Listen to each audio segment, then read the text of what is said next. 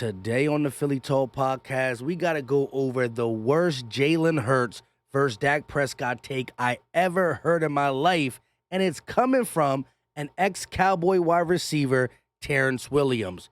We also got to talk a little bit about Jalen Carter, good and bad. We got to touch on Kelee Ringo again, and Kenny G, deadlifting 615. He must have saw Lane Johnson. This is Philly Talk with Philly Mike. Talking sixes in the bird gang, that's I like. Competition, we ain't scared, yeah, that's what we like. Win or lose, you know we showing up and we gon' fight. You see we strive for the sky every day that go by. And every single week we screaming fly, eagles fly. This is Philly Talk with Philly Mike, yeah. This is Philly Talk with Philly Mike, yeah. What is going on, everybody? I go by Philly Mike, and this is the Philly Talk podcast. And today we got a couple different things we got to get into. But before we do that, Eagle Nation, can I ask y'all a favor? Help your boy out. Hit that like button. Subscribe if you are new, and ding the bell so you are notified when we drop videos, go live, or put out YouTube shorts.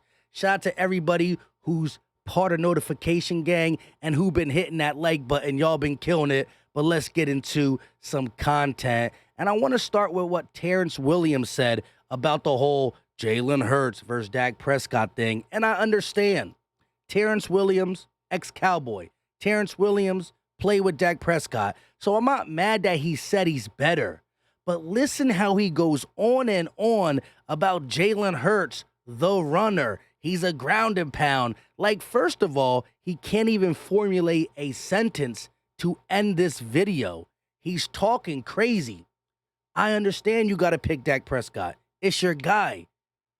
But listen how crazy he sounds. But he started it out with Jalen Hurts is spectacular, and then he called him this. Listen. No. Jalen Hurts is spectacular, though. But, you know what I'm saying? Like, to me, like, just Dak and him, they're different. Like, they're not even close. Like they're not even the same. Like, to me, like, Jalen Hurts is more,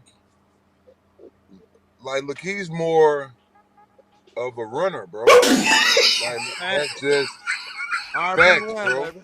Like, look, he's just built that way. Like, Dak has the luxury of certain games. Do you feel like running for 50 yards, or do you feel like throwing for like 400? Jalen's like bottled to, like, you know what I'm saying, like 100 yards rush and 200 yards catch. But like he's more like I would say more like a ground and pound type quarterback. Dak is like the best of both worlds. Like Dak is more like a thrower, bro. Yeah.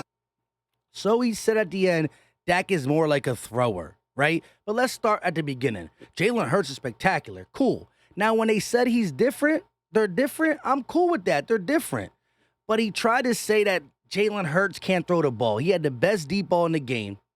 He was number 1 and 2 for multiple things out of the pocket, right? Just because he can run very well, don't mean he can't pass. He said he's bottled at 100 yards rushing, 200 yards passing. Like, bottle mean capped out at that. And Dak Prescott is the best of both worlds. You need 50-yard rushing? I got it. You need 400-yard passing? I got it. Well, he didn't throw the ball for 400 yards at all in 2022. He only had one 300-yard game. It was against the Eagles.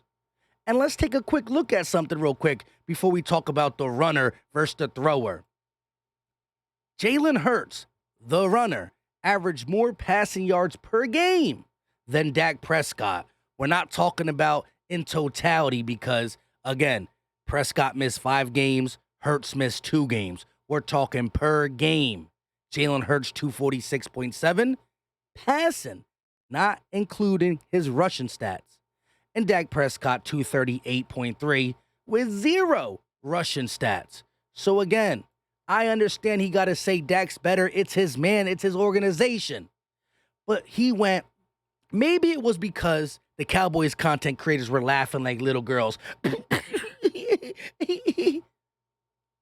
Shout out to the Cowboys content creators for getting them on. But here's the thing. They talk about us talking about them on YouTube or Twitter or blah, blah, blah, blah, blah.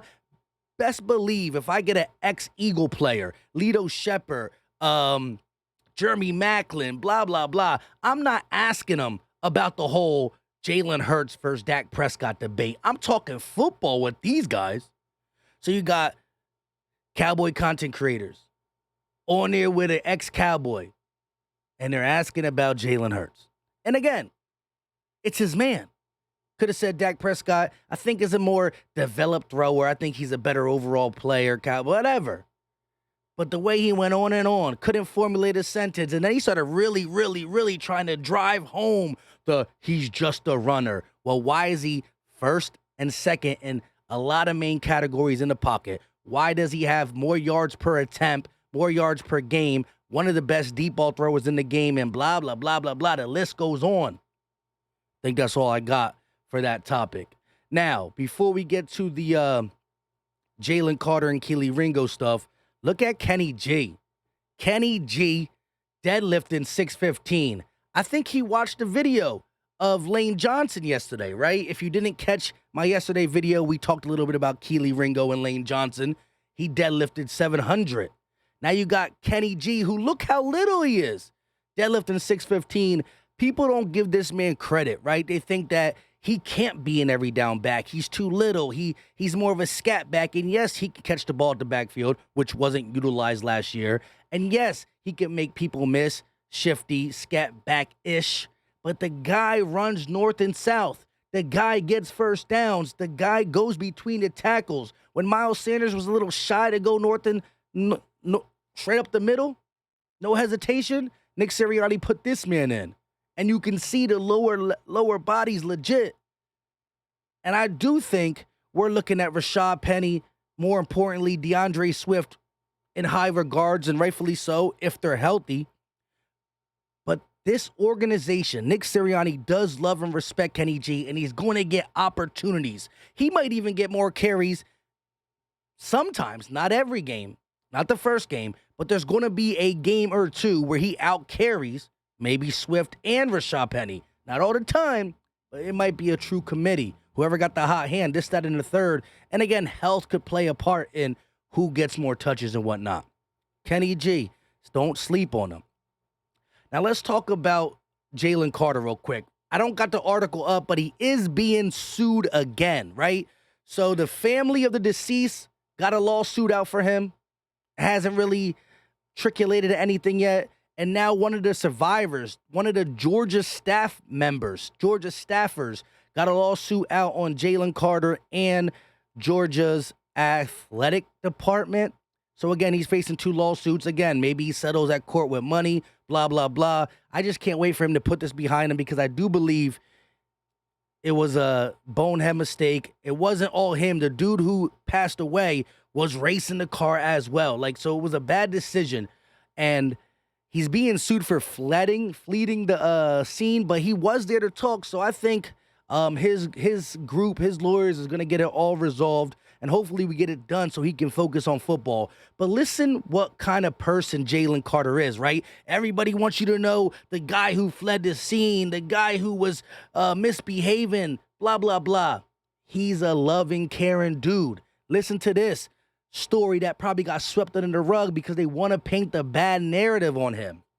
Last season at Georgia, Jalen Carter found out that his walk-on teammate, Weston Wallace, wasn't able to receive all the meals that the scholarship players received. Upset by this, Jalen bought Wallace lunch every single day out of his own scholarship money.